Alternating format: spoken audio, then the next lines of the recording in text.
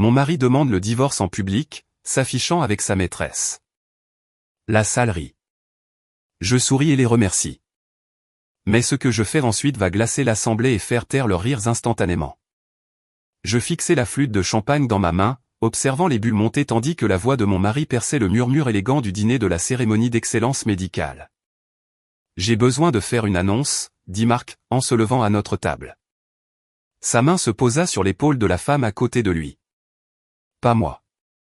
Véronique, 27 ans, tout en cheveux brillants et sourires étudiés. Léonie et moi nous séparons. Je sais que c'est inhabituel, mais je crois en l'honnêteté. Véronique et moi sommes ensemble maintenant, et je voulais que tout le monde l'entende de ma bouche en premier. La salle de bal devint silencieuse. 200 des professionnels de la santé les plus respectés du pays se tournèrent pour me fixer. Marc avait choisi la nuit où j'étais censé recevoir une reconnaissance pour 10 ans de recherche sur le cancer pour m'humilier publiquement. Il fit glisser une enveloppe sur la nappe blanche, les papiers de divorce sur la table où j'avais prévu de célébrer ma percée, entouré de collègues qui m'avaient vu bâtir l'homme qu'il était devenu, le chirurgien célébré. Je suis sûr que vous comprenez, Léonie, dit-il, sa voix dégoulinant d'une fausse sympathie. Nous nous sommes éloignés. Tu étais tellement enfoui dans ta recherche. Et puis, un homme a des besoins. Des besoins de quelqu'un qui se souvient réellement qu'il existe. Véronique rit, un son tintant qui me souleva l'estomac. Plusieurs personnes aux tables voisines se joignirent à des rires maladroits et incertains qui montraient qu'elles ne savaient pas comment réagir, mais suivaient l'exemple de Marc. Il avait toujours été doué pour commander une salle. Je reposai mon verre de champagne avec des mains stables. 10 ans de mariage, 10 ans à lui payer ses études de médecine pendant que je travaillais à 2 emplois et terminais mon doctorat. 10 ans à célébrer ses succès pendant que les miens passaient inaperçus, même par lui. Mais ce que Marc ne savait pas, ce qu'aucun d'entre eux ne savait, c'est qu'il y a 4 semaines, j'avais tout entendu dans le parking de l'hôpital. Je souris à la salle, à Marc, à Véronique avec sa main posée de manière possessive sur le bras de mon mari. Merci à tous d'être ici ce soir, dis-je, ma voix calme et claire. J'ai moi aussi une annonce à faire. Le rire mourut dans leur gorge, mais je prends de l'avance. Laissez-moi vous raconter comment nous en sommes arrivés là. 3 mois plus tôt, je vivais encore dans une ignorance béate. Marc et moi avions nos routines. Il partait pour l'hôpital à 6 heures tous les matins pour les opérations. J'arrivais au laboratoire de recherche à 7 heures, restant souvent jusqu'à 21 ou 22 heures. Nous étions devenus des navires passants dans la nuit, mais je me disais que c'était normal pour 2 professionnels de la santé motivés. Notre 10e anniversaire approchait en mai, et j'avais prévu quelque chose de spécial. J'étais à quelques semaines de terminer ma recherche sur une nouvelle approche d'immunothérapie pour le cancer du pancréas, un travail qui pourrait sauver des milliers de vies. J'avais prévu d'annoncer lors du dîner d'anniversaire que Marc serait répertorié comme chercheur collaborateur. Un cadeau de reconnaissance pour le soutien que je croyais qu'il m'avait apporté. Comme j'étais naïve. C'était un mardi soir fin mars lorsque tout a changé. J'avais laissé mon ordinateur portable au laboratoire et j'étais revenu à 20h30 pour le récupérer. Le parking était presque vide, seulement quelques voitures éparpillées sur les niveaux. Alors que je marchais vers l'entrée de l'aile de recherche, j'entendis des voix résonner sur le béton. Le rire de Marc. Incontournable. Je me figeai derrière une colonne de soutien. Elle n'a aucune idée, disait-il. Léonie est tellement absorbée par sa précieuse recherche. Elle ne remarquerait pas si je déménageais complètement. Quand vas-tu lui dire ? La voix d'une femme. Jeune, confiante. Après le dîner des prix en mai. J'ai besoin qu'elle finalise la publication de la recherche d'abord. Mon cœur s'arrêta. Pourquoi attendre ? Demanda la femme. Parce que, Véronique, mon amour, je suis répertorié comme chercheur principal sur les demandes de subvention. Si Léonie devient suspecte maintenant, elle pourrait réaliser que je me suis positionné pour m'attribuer le mérite principal de son travail. Une fois que les papiers seront déposés avec moi comme investigatrice principale, il n'y aura rien qu'elle puisse faire. J'aurai la reconnaissance, l'avancement de carrière, et je serai débarrassé d'elle. Je pressai mon dos contre le béton froid, retenant à peine ma respiration. Tu es brillant, dit Véronique. Et une fois que tu seras divorcé, nous pourrons enfin être publics. Plus de rencontres clandestines. Encore 2 mois, répondit Marc. Ensuite, je lui servirai les papiers au dîner devant tout le monde. Impact maximal. Elle sera trop humiliée pour se battre pour les crédits de recherche. Et j'émergerai comme la figure sympathique, le chirurgien brillant dont l'épouse était trop obsédée par son travail pour remarquer que leur mariage s'effondrait. Ils s'embrassèrent. J'entendis les sons doux, les murmures d'affection. Puis le téléphone de Marc sonna. Je dois prendre ça. Le représentant pharmaceutique concernant le financement de l'essai. Mon estomac tomba plus bas. Véronique travaillait dans la vente pharmaceutique pour Meridian Corporation, l'entreprise qui finançait mes essais de recherche. Était-elle en train de lui fournir des informations privilégiées, l'aidant à manipuler l'étude même que j'avais conçue? J'attendis qu'il parte, puis m'assis dans ma voiture pendant 1 heure, tremblante. L'homme que j'aimais depuis l'école de médecine, celui pour qui j'avais tout sacrifié, prévoyait de voler mon travail d'une vie et de me détruire publiquement en le faisant. Cette nuit-là, je rentrai chez moi et fis semblant d'être normal. Marc était sous la douche quand j'arrivai. Il m'avait envoyé un SMS plus tôt, disant qu'il travaillait tard. J'ai préparé le dîner. Nous avons mangé devant la télévision. Il m'a embrassé sur le front avant de dormir et m'a dit qu'il m'aimait. J'ai fixé le plafond toute la nuit, mon esprit s'emballant. Au matin, j'avais pris ma décision. Je ne le confronterai pas. Je ne pleurerai pas, ne me mettrai pas en colère ou ne supplierai pas. Je serai patiente, méthodique, stratégique. Je rassemblerai des preuves, protégerai ma recherche, et lorsque le moment viendrait, je l'anéantirai complètement. Le lendemain, j'appelai Catherine Dubois, la meilleure avocate en divorce de l'État. J'ai besoin que tout soit documenté avant qu'il ne sache que je suis au courant, lui dis-je dans son bureau du centre-ville, les mains serrées sur mes genoux. Catherine avait la cinquantaine, des yeux perçants et des cheveux gris qu'elle portait en un chignon sévère. Elle avait géré certains des divorces les plus compliqués dans les cercles médicaux du Massachusetts. « Dis-moi tout, dit-elle. » Je lui ai tout dit. La conversation entendue, le vol de recherche, le lien pharmaceutique de Véronique, tout. L'expression de Catherine se durcit à chaque détail. Ce n'est pas juste un divorce.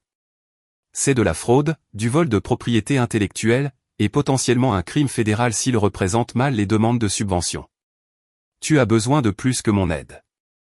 Elle me mit en contact avec Richard Martin, un avocat spécialisé en propriété intellectuelle, et Daphné Moreau, une comptable légiste spécialisée en fraude académique.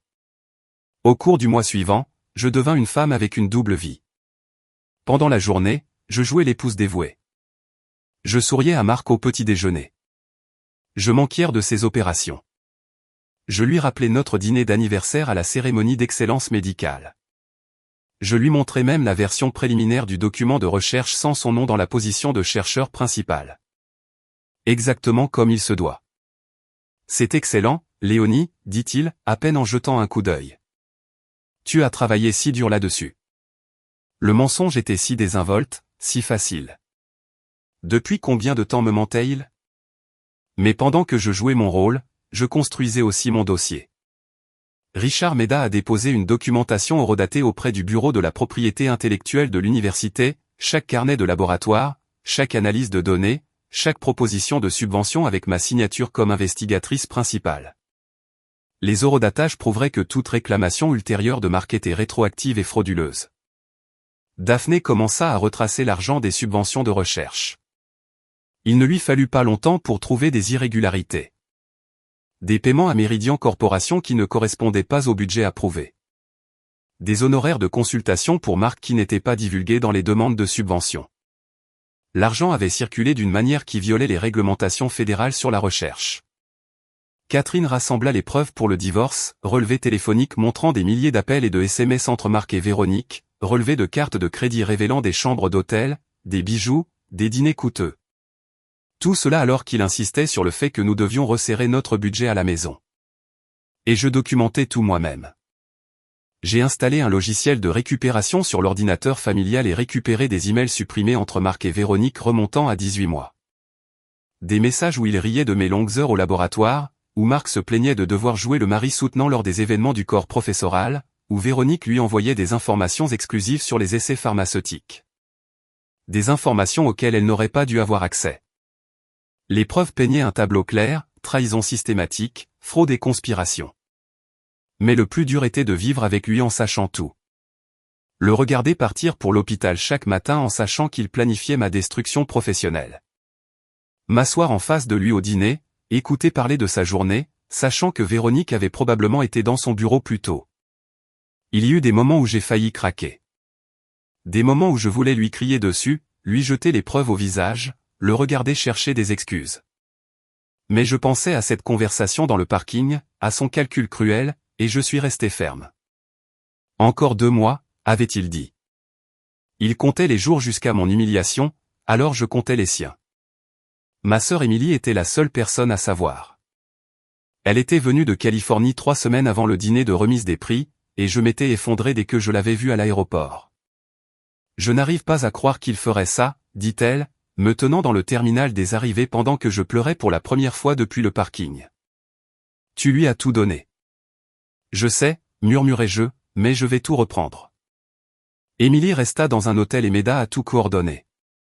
Elle était là lorsque j'ai rencontré les avocats, lorsque j'ai examiné les preuves, lorsque j'ai planifié exactement comment cela allait se passer.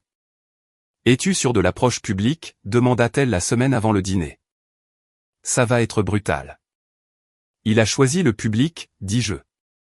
Il veut m'humilier devant tous les collègues avec qui j'ai jamais travaillé. Je lui rends simplement l'appareil avec la vérité. La veille du dîner de remise des prix, j'ai à peine dormi. Je repassais le plan encore et encore dans ma tête. Marc dormait à côté de moi, ronflant doucement, totalement inconscient que son monde entier était sur le point de s'effondrer. À 6 heures du matin, il se leva pour ses opérations matinales habituelles. Il m'embrassa le front, me dit qu'il me verrait au dîner et partit. Je me levai 30 minutes plus tard et allai au laboratoire. Il y avait du travail à faire. À midi, les dernières pièces étaient en place. Le comité d'éthique de l'université avait été informé anonymement de la fraude potentielle aux subventions. La division de conformité de la société pharmaceutique avait reçu des preuves de la violation de confidentialité de Véronique, et j'avais un dossier préparé pour le dîner de remise des prix contenant chaque élément de preuve que nous avions compilé. Ce soir-là, je m'habillai soigneusement dans une robe bleu marine professionnelle, composée, puissante. Je me regardai dans le miroir et reconnus à peine la femme qui me faisait face. Quelque part au cours du mois dernier, l'épouse confiante avait été remplacée par quelqu'un de plus dur, de plus tranchant, quelqu'un qui comprenait que l'amour sans respect ne valait rien. Marc vint me rejoindre à l'hôtel où avait lieu le dîner. Il était beau dans son smoking, souriant aux collègues alors que nous entrions ensemble. Sa main était sur le bas de mon dos, l'image d'un mari soutenant. « Tu es magnifique, dit-il. »« Merci, répondis-je, ma voix égale. Nous étions assis à une table de premier plan près de l'avant. La salle était magnifique, lustre en cristal, fenêtre du sol au plafond donnant sur le port, table dressée avec des draps blancs immaculés, 200 personnes de la communauté médicale, toutes vêtues de leurs plus beaux atours. Je remarquai que Véronique arrivait 20 minutes plus tard. Elle était assise à plusieurs tables de distance, mais ses yeux continuaient de chercher Marc et les siens continuaient de chercher elle. Le dîner se déroula. Salade, plats principaux, discours honorant divers chercheurs. Je souriais et engageais des conversations avec les personnes à notre table. Tout cela pendant que mon cœur tambourinait dans ma poitrine. Puis vint le moment que j'avais redouté et anticipé dans une égale mesure. Marc se leva. « J'ai besoin de faire une annonce, dit-il. » Et il le fit. Il annonça notre séparation, présenta Véronique comme sa nouvelle partenaire, et fit glisser ses papiers de divorce sur la table avec une sympathie forcée dans la voix. La salle retint son souffle. Les gens regardèrent. Certains rirent avec malaise lorsque Marc fit sa blague sur mon obsession pour la recherche. Je laissai le moment planer.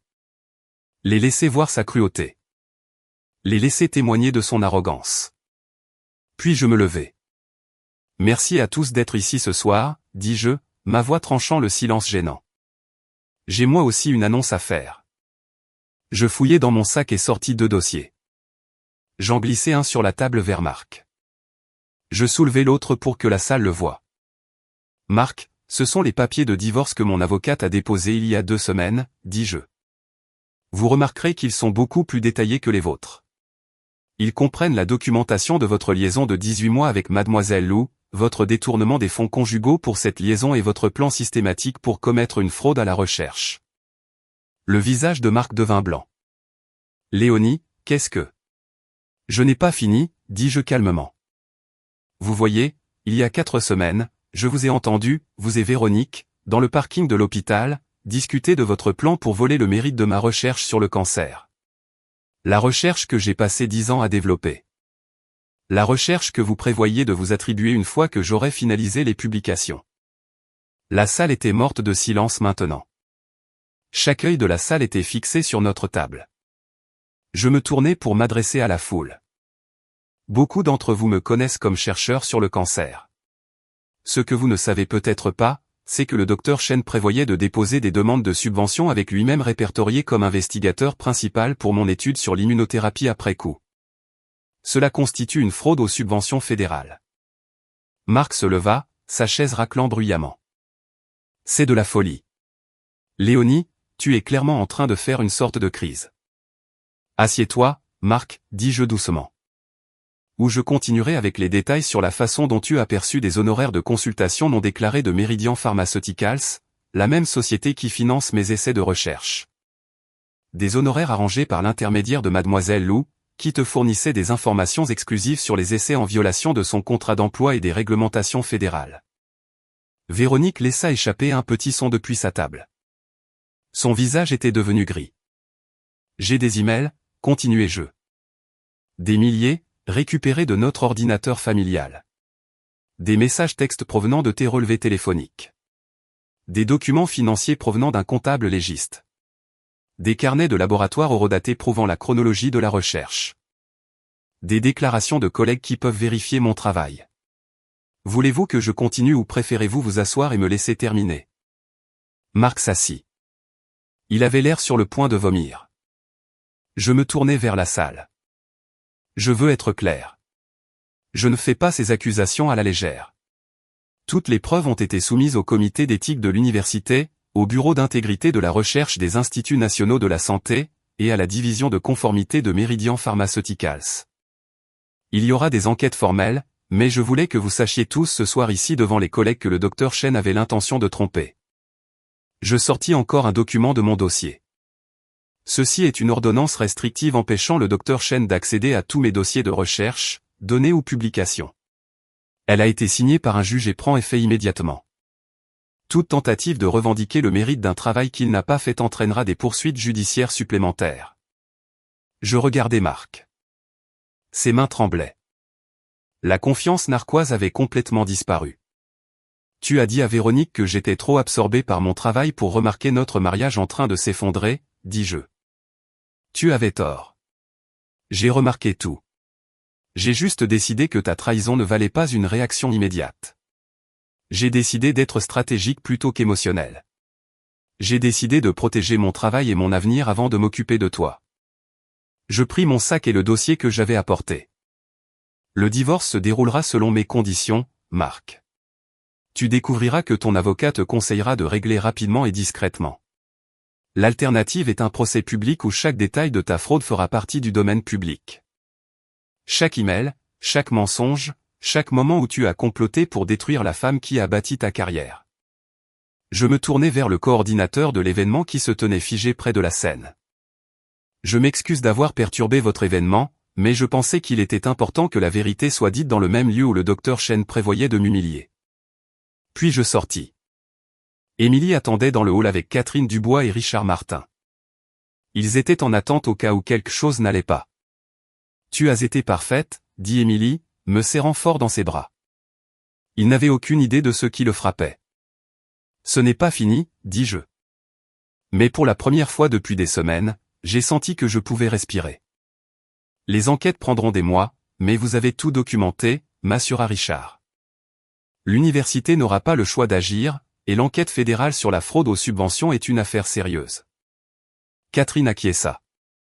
Et le divorce sera simple maintenant. Il réglera. Les hommes comme Marc le font toujours quand ils réalisent qu'ils ne peuvent pas gagner. Elle avait raison. 3 jours plus tard, l'avocat de Marc contacta Catherine, demandant une médiation. Marc voulait régler à l'amiable, rapidement, sans procès. Les conditions étaient non négociables. Je gardais tout, la maison, les économies, ma recherche, ma réputation. Marc accepta une correction publique de toute idée fausse sur son rôle dans mon travail. Il accepta une pension alimentaire substantielle. Il accepta tout parce que l'alternative était des poursuites pénales pour fraude aux subventions fédérales. L'enquête de l'université prit 6 semaines. Pendant ce temps, la communauté médicale bruissait. Des gens avaient filmé mon discours au dîner sur leur téléphone. Il était devenu viral dans les cercles universitaires. L'histoire a fait son chemin dans les revues médicales, les publications d'éthique, même les nouvelles grand public. L'épouse dénonce le vol de recherche de son mari lors d'un dîner de remise de prix, titrait un article. La carrière du chirurgien se termine après que son épouse révèle une fraude systématique, en titrait un autre. Les gens me contactaient constamment, certains offrant leur soutien, d'autres demandant des interviews, d'autres voulant simplement connaître les détails. J'ai décliné la plupart des demandes, me concentrant plutôt sur la protection de ma recherche et la coopération avec les enquêtes. Le comité d'éthique de l'université publia ses conclusions début juillet. Marc avait violé de multiples politiques concernant l'intégrité de la recherche, la gestion des subventions et les conflits d'intérêts. Il a été démis de ses fonctions. Ses privilèges médicaux à l'hôpital ont été suspendus en attendant l'examen par l'ordre des médecins de l'État. L'enquête des Instituts nationaux de la santé a pris plus de temps, mais leurs conclusions préliminaires soutenaient tout ce que j'avais affirmé. Marc faisait face à des accusations fédérales potentielles pour fraude aux subventions. Le dépôt de ces accusations dépendait du bureau du procureur des États-Unis. Véronique a été renvoyée de Meridian Pharmaceuticals 2 semaines après le dîner. L'entreprise a publié une déclaration concernant sa politique de tolérance zéro envers les employés qui enfreignent les accords de confidentialité ou s'engagent dans des conflits d'intérêts. Elle a également été nommée dans le rapport de l'université comme co-conspiratrice dans le programme de fraude. J'ai appris par des connaissances communes que Marc et elle s'étaient séparés peu de temps après. Apparemment, l'amour bâti sur la trahison ne survit pas lorsqu'il ne reste plus de carrière ou d'argent à voler. Le divorce fut finalisé en août. Marc a tout signé sans contester. J'ai gardé la maison que nous avions achetée ensemble, celle pour laquelle j'avais effectué les paiements hypothécaires pendant qu'il était à l'école de médecine. J'ai obtenu 70% de nos actifs combinés. J'ai obtenu ma recherche, ma carrière, ma réputation. Marc n'a rien obtenu d'autre que des frais juridiques et une carrière détruite. Le comité de la cérémonie d'excellence médicale m'a contacté en septembre. Il voulait reprogrammer ma cérémonie de reconnaissance. Cette fois, avec la reconnaissance appropriée de mon travail. J'ai accepté. Lors de l'événement reprogrammé, je me suis tenu sur cette même scène où Marc avait prévu de voler mon mérite. Et j'ai accepté la reconnaissance pour 10 ans de recherche sur le cancer qui pourrait changer la façon dont nous traitons l'une des maladies les plus mortelles au monde. Mon nom seul était sur la recherche. Mon nom seul était sur la subvention. Mon nom seul serait sur les publications qui suivraient. Émilie était dans le public, versant des larmes de fierté. Mes parents aussi, qui étaient venus de l'Oregon. Catherine Dubois était également là, souriant comme une mentor fière. Pendant mon discours d'acceptation, je n'ai pas mentionné Marc. Je n'ai pas mentionné la trahison ou l'enquête ou quoi que ce soit. J'ai parlé de la recherche, des patients qui avaient besoin de meilleures options de traitement, de l'avenir de l'immunothérapie. Mais après, lorsqu'un journaliste m'a interrogé sur le dîner dramatique de mai, j'ai été honnête. J'ai appris que la patience est plus puissante que la colère, dis-je. J'ai appris que protéger son travail est plus important que de protéger les sentiments de quelqu'un. Et j'ai appris que la vérité, correctement documentée et révélée stratégiquement, est la meilleure vengeance qui soit. L'article a été publié dans plusieurs publications. Je suis devenu quelque peu célèbre dans les cercles médicaux, non seulement pour ma recherche, mais pour la façon dont j'avais géré la tentative de fraude. De jeunes chercheuses m'ont contacté, demandant conseil sur la protection de leur travail. Des universités m'ont invité à parler d'intégrité de la recherche et d'éthique professionnelle. Ma carrière n'a pas seulement survécu à la trahison de Marc. Elle a prospéré. Quant à Marc, j'ai eu des mises à jour occasionnelles par l'intermédiaire de collègues communs. Il avait déménagé dans un autre État, essayant de reconstruire une semblance de carrière médicale.